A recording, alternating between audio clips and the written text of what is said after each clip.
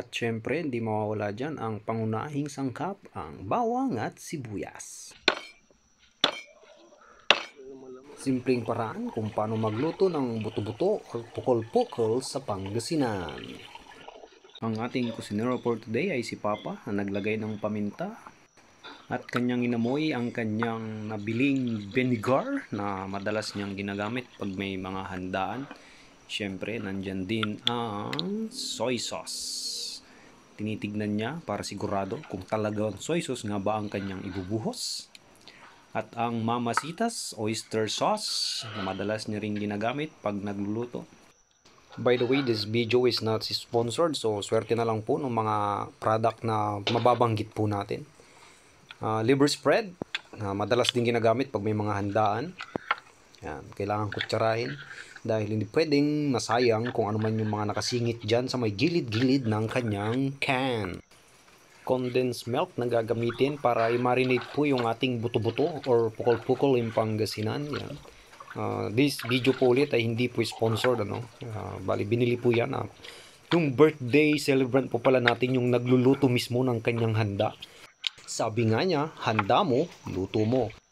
Naglalagay na pala si Papa ng sausages, depende na po sa brand kung anong gusto nyo pong gamitin.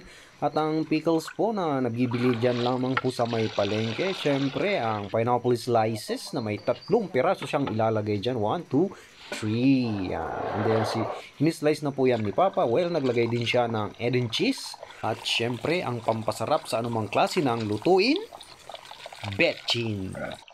At maglalagay na rin po ng chorizo Bilbao na dilata. At sa tuwing naggigisa pala si Papa sa mga ganitong klase ng handaan, hindi po siya gumagamit ng mantika kundi margarine. At hindi natin alam kung ano talaga ang inuuna, yung bawang ba o sibuyas, pero tingin ko ang inuuna ay ang sarili.